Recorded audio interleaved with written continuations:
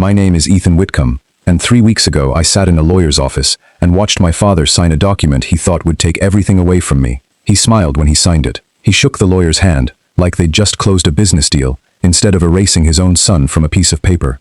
He didn't know that the house he was signing over to my brother had my name on the deed since I was 19 years old. The next morning, when the county recorder's office called my father to confirm a transfer, they told him the property he was trying to hand off wasn't his to give. My brother, Marcus, who had already picked out paint colors for the master bedroom, called my father screaming. My father turned pale, then red, then quiet. Before I tell you what happened next, please hit like and subscribe. Drop your city and local time below. I love knowing where you're listening from. Now let me take you back to 8 years ago, when my grandfather said something I didn't understand, until the day I sat in that lawyer's office and watched my father's hand shake as he signed a paper that meant nothing. I was 16, the summer I started spending weekends at my grandfather's house on Baker Street. It smelled like cedar and coffee grounds, like a house that had been lived in honestly for 40 years. The floorboards in the hallway creaked in the same 2 spots every single time, right by the linen closet and again near the bathroom door, and I could navigate that house in the dark just by sound alone. My grandfather, Walter, had hands like old leather gloves, rough, cracked at the knuckles, warm when he put one on my shoulder to steady me, while I climbed the porch steps 2 at a time. He used to sit on the back porch in the evenings with a glass of iced tea sweating onto a paper napkin, condensation running down in slow lines, and he'd talk to me like I was already a man, even when I was still a boy who didn't know how to change a tire or fold a fitted sheet. The porch light hummed faintly overhead, and moths would circle it in lazy loops while we talked about nothing and everything. One evening in July, the cicadas loud in the trees, the air thick and warm, and smelling faintly of cut grass, he told me something I carried for years without fully understanding.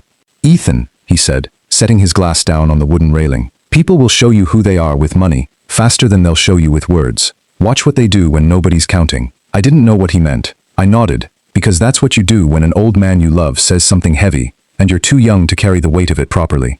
I ate the peach cobbler my grandmother used to make before she passed. He still made it every summer, using her handwritten recipe card that had gone soft and translucent at the corners from years of flour-dusted fingers, and I watched the fireflies come up out of the grass, blinking gold against the dark tree line, and I thought it was just something old men say when they've had too much time alone with their thoughts.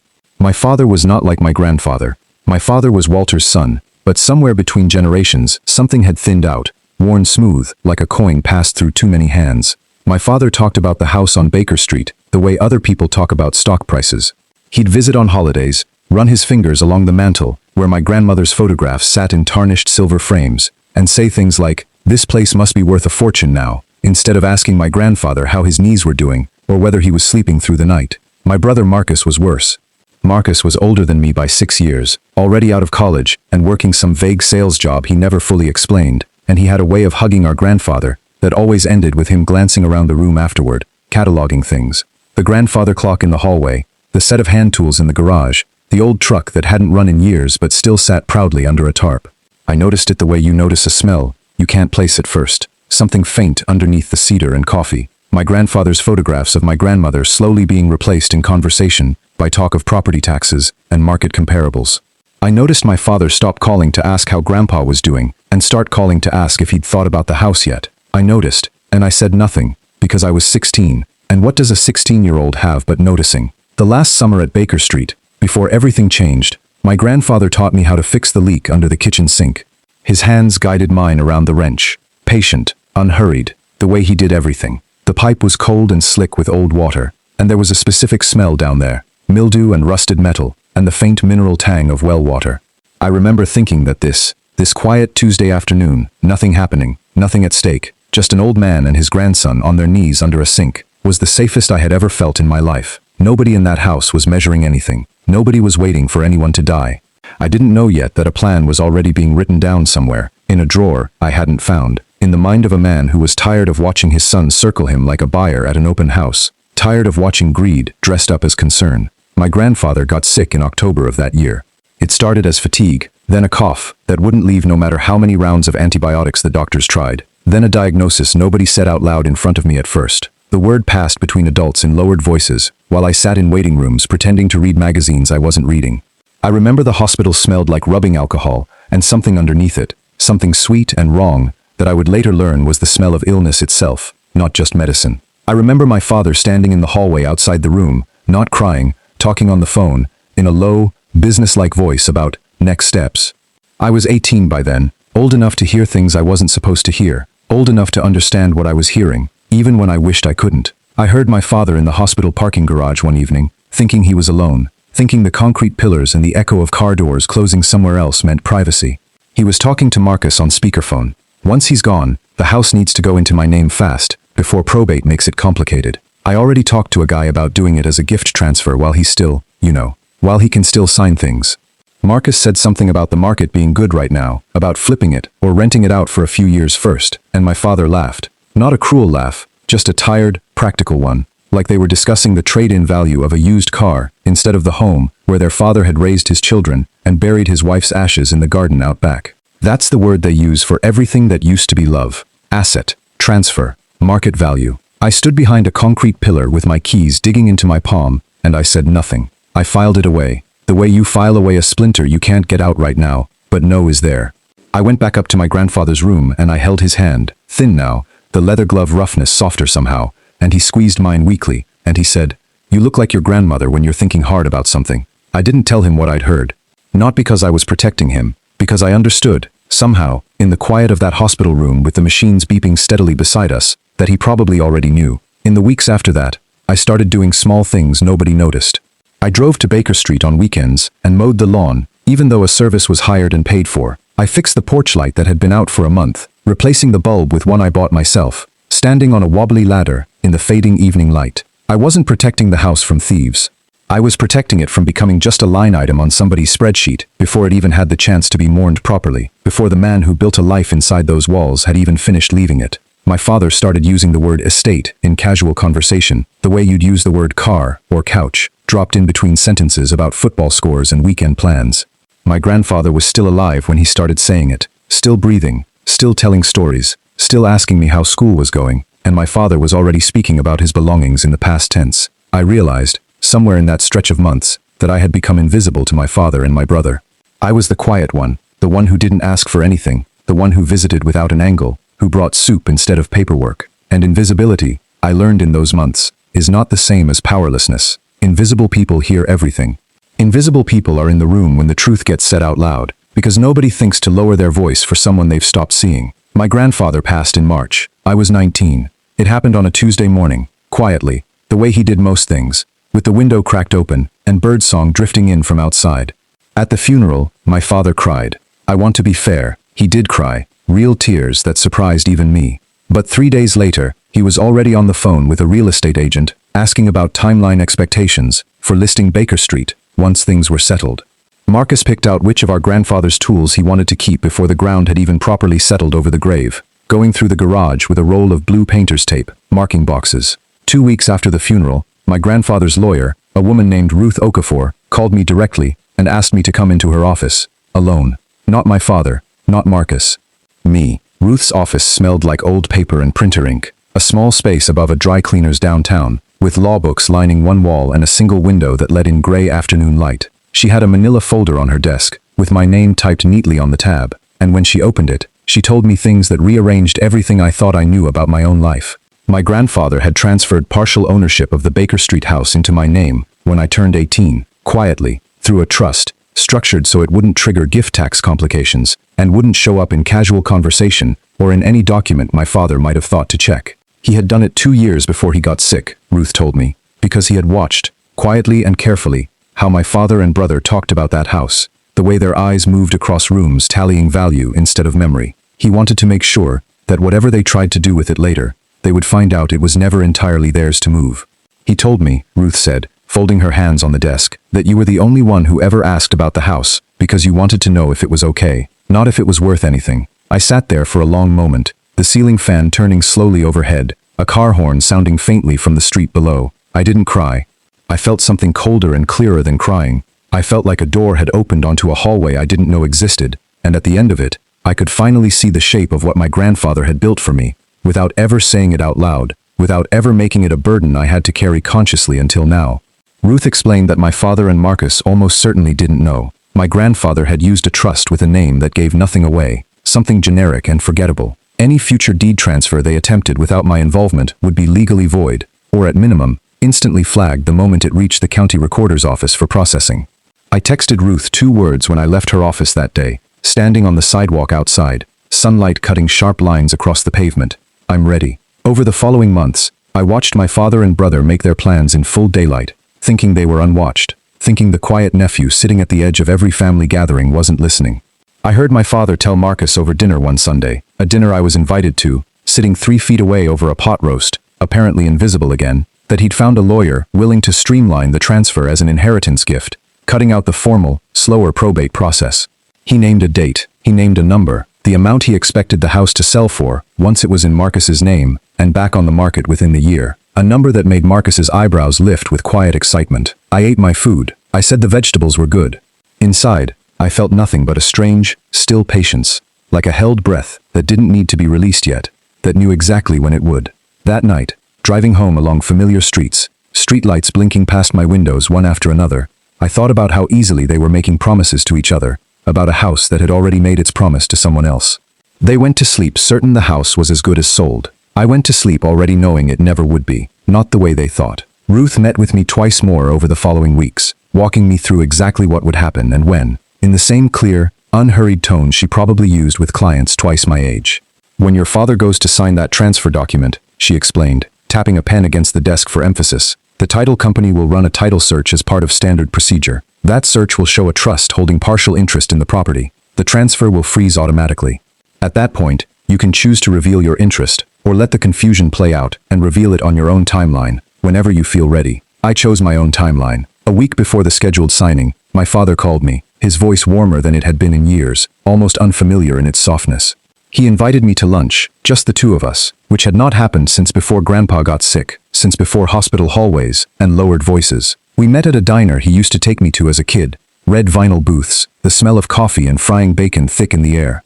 Over sandwiches, he told me he was thinking of keeping things simple with the estate, that Marcus needed the stability more than I did, because of some vague financial trouble he didn't elaborate on, that maybe I'd be more comfortable with something smaller, something practical. A check, he said, once the house sold and everything settled. He slid a folded piece of paper across the table, with a number written on it in his careful handwriting, not a small number, enough to make a younger version of me flinch, enough that I understood. He thought this was generous, thought this was fair. I'll think about it, I said, folding the paper once and sliding it into my jacket pocket without looking at it again. Have you ever had to stay silent to protect yourself, even when every part of you wanted to speak up? Tell me in the comments. I read every single one. That same week, my younger cousin Lily, who was 14, and had always been close to me, closer than she was to anyone else in the family, asked me why I looked so tired all the time, why I'd stopped laughing at her jokes the way I used to. I told her I was just busy with work. She didn't believe me. She never did. She'd always been sharper than people gave her credit for, but she didn't push. She just started sitting closer to me at family dinners after that, her chair angled slightly toward mine, like she could sense the weight of something, even if she couldn't name it, like she was standing guard, without knowing what she was guarding against. I spent one evening alone at Baker Street, before the signing was scheduled to happen. I sat on the back porch where my grandfather used to sit, an untouched glass of iced tea sweating onto the railing beside me, the condensation pooling the exact same way it always had. The cicadas were loud, the same as they always had been, indifferent to everything that had changed in that house since the last time I'd sat there with him. I almost drove to my father's house that night. I almost knocked on his door and told him everything I knew, just to watch his face change before the paperwork ever caught up with him, just to feel the satisfaction of ending it on my own terms, in my own words, with my own voice raised for once instead of swallowed. I wanted it. I wanted to see it happen in front of me, wanted to be the one to deliver it, instead of the county recorder's office, some faceless clerk on a phone call. But I remembered what my grandfather told me on that same porch years earlier, his voice steady over the sound of the cicadas. Watch what they do when nobody's counting. He wasn't just describing my father in that moment, he was teaching me patience. He was teaching me that the truth doesn't need my help to arrive, it only needs time, and time was something I finally had on my side. I cried that night, quietly, sitting alone on that porch in the dark, not because I was weak, but because for the first time, I understood exactly how much my grandfather had loved me, in a language he never spoke out loud, in trust documents and quiet planning, instead of declarations. I wish this were different. I wish my father had been the kind of father who would have called me after the funeral, to ask how I was doing, instead of calling a real estate agent within the week. I wish he had needed my grief, the way he needed my signature. I wish he had once, just once, asked what I remembered about my grandfather, instead of what the house might be worth. But wishes don't hold up. What my grandfather left me does. And if you haven't already, hit that subscribe button, because this story is about to turn. The night before the scheduled signing, I sat alone in my apartment, the city lights outside my window blurred and distant. It was 11:50 p.m. when Ruth called to walk through the final details of what would happen the next day. My laptop screen was the only light in the room, casting a pale blue glow across the walls. She explained, one more time, calm and clear, exactly what documents I would need to have ready, exactly what I needed to say and when, exactly how the timeline would unfold once my father sat down at that lawyer's desk, believing everything was already his. I listened carefully, taking notes I didn't really need, because I didn't want to leave anything to chance. At 12:03 a.m., I signed the electronic acknowledgement, confirming my legal position as co-owner of the Baker Street property, formally notifying the title company of my interest ahead of the scheduled transfer. Ruth's voice on the phone was warm but professional. "It's done," she said. "You did exactly what he wanted you to do. He'd be proud of how you handled this. I am 19. I am, as of that moment, the rightful co-owner of the only home that ever felt safe to me." Across town, my father was almost certainly asleep, dreaming about a sale that was never going to happen the way he'd planned it, about a number written on a folded piece of paper that meant nothing next to what my grandfather had already decided years earlier. He would find that out in about 11 hours. The next morning was Marcus's birthday. The family gathered at my father's house, balloons taped along the kitchen doorway, a cake with candles nobody had lit yet sitting on the counter, the smell of coffee and something baking drifting through the house. My father pulled me aside near the coffee maker, his voice low, still trying the warm approach from the lunch a week earlier. "Have you thought more about what we talked about?" he asked, glancing toward the living room, where Marcus was laughing with our uncle about something on his phone. "I have," I said, keeping my voice as even and calm as I could manage. "I'm not signing anything away, because there's nothing for me to sign away. It was never yours alone to give." He looked at me for a long moment, his coffee mug halfway to his mouth, frozen there. He looked at me like I was still the person he thought I was. I wasn't. I hadn't been for 6 months. His phone rang 40 minutes later, right as everyone had gathered around the cake to sing. It was the title company, confirming what Ruth had already told them the day before, that the transfer was frozen, pending resolution of an existing trust interest held by me. I watched my father's face go through the same 3 colors it went through weeks later in that lawyer's office, pale, then red, then quiet, the phone still pressed to his ear long after the person on the other end had finished speaking. Marcus stood in the kitchen doorway holding a cake knife, not understanding yet what had just happened to his birthday, to his plans, to the number he'd been quietly counting on for months. I didn't gloat, I didn't raise my voice. I picked up a slice of cake, thanked my aunt for the potato salad she'd brought, and sat back down at the table, like nothing unusual had occurred at all, like the ground hadn't just shifted permanently beneath everyone else in that room. My grandfather used to say that people show you who they are with money faster than they show you with words. I always thought he meant that greed reveals itself in obvious ways. A raised voice, a demanding hand, a scene at a family dinner. He meant something quieter than that. He meant that the truest measure of someone's love is what they do when they think no one is keeping score, when they think the room is empty of anyone who matters. My father never did rebuild what broke between us that year. He calls sometimes, mostly about logistics, about paperwork that still needs sorting. His voice carefully neutral, in a way that used to be affection. Marcus moved out of state not long after, and I heard through my aunt that he still brings up the house at family gatherings, always with a strange, unfinished bitterness in his voice, like a wound that never quite closed over.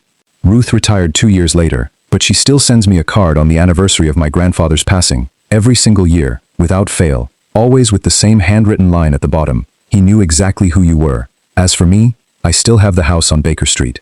The floorboards still creak in the same 2 spots. I fixed the porch light myself, and it hasn't gone out since. I sit on that back porch some evenings with a glass of iced tea, watching the condensation slide down in slow lines, listening to the cicadas rise up out of the trees, just like they always did. I think about my grandfather every time I sit in his chair, every time I hear that particular creak in the hallway floorboards, every time the smell of cedar and old coffee grounds catches me somewhere in my chest. And I think, some inheritances are written on paper, and some are written into the way you learn to wait, into the patience someone teaches you on a porch, years before you understand why you'll ever need it. If you've ever had to stay quiet while people underestimated you, if you've ever had to wait for the truth to arrive on its own time instead of forcing it out early, I want to hear your story. Tell me in the comments. And if this story moved you, subscribe. There are more to come.